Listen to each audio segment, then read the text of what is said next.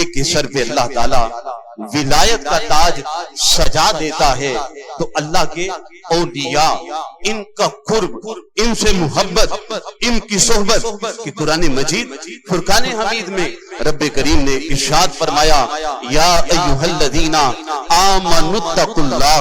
وکونوا مع الصادقین، اے ایمان والو اللہ سے ڈرو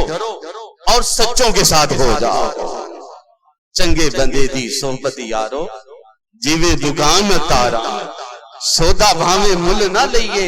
کھلے آن ہزاراں، تے برے بندے دی صحبت یارو جیوے دکان لوہاراں، کپڑے پاوے کنج کنج بھئیے چیٹاں پین ہزاراں، کہ اچھے کی صحبت اچھا بنا دیتی ہے، متقی کی صحبت بندے کو متقی بنا دیتی ہے۔ تو اب اس آیت کریمہ کے اندر تین چیزیں بیان کی گئی، یا ایھا الذین آمنو، اے وہ لوگوں جو ایمان لائے ہو، اتقوا اللہ، اللہ سے ڈرو،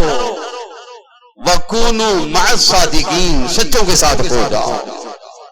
اب مفسرین نے اس آیت کی تفسیر میں لکھا ہے کہ بروز قیامت بخشش کے لیے دو چیزیں کافی، ایمان کا ہونا اور تقوی کا ہونا۔ ایمان کی دولت جس کے پاس ہے، تقوی کی دولت جس کے پاس ہے، تو قیامت کے دن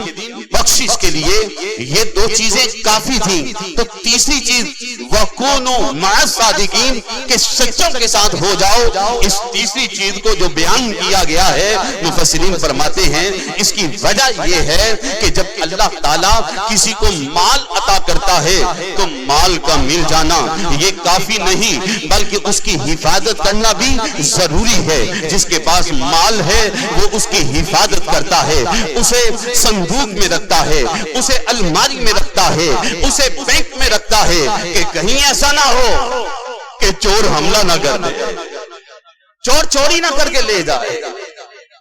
تو یہ جو مال جسے مل گیا اس پر حفاظت بھی ضروری ہے۔ فرمایا فَإِنَّهُ لَكُمْ عَدُوٌّ مُبِينٌ، لوگوں تمہارا شیطان کھلا دشمن ہے، اور شیطان کہیں ایسا نہ ہو کہ تمہارے ایمان پہ حملہ کر دے، تمہارے تقوی پہ حملہ کر دے، کہیں ایسا نہ ہو کہ شیطان تمہارے ایمان کو برباد کر دے، تمہارے تقوی کو برباد کر دے۔ تو اب ایمان بچانا چاہتے ہو اور تقوی کی حفاظت چاہتے ہو، وَكُونُوا مَعَ الصَّادِقِينَ، تو سچوں کے دامن میں آ جاؤ، اللہ تمہارے ایمان کو بھی محفوظ کر دے گا، تمہارے تقوی کو بھی محفوظ فرما دے گا۔